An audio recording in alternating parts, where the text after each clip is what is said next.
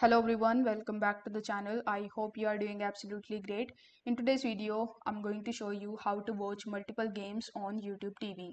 In order to do this, you first need to come to YouTube TV. So you can open your web browser and type tv.youtube.com, and then you just have to provide your login credentials and login into your account. Now, in order to stream any of the live TVs or any of the games, you need to make sure that you have activated your YouTube TV premium subscription. Now once you have done that, in order to watch multiple games you have two options. So first you can either click on the live option, and with this live feed you can search for your favorite sports and you can watch it. If you want to watch it in the multiple devices of yours, so you can do that as well, meaning that you can watch different types of sports in your different devices simultaneously. Other than this, you can click on this search icon in the top right hand corner, and in the browse you will be able to see the sports option.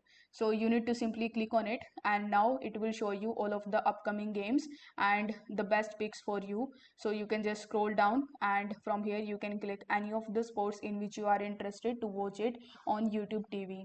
So if you have found this video helpful, don't forget to like the video and subscribe to the channel. Thank you so much for watching.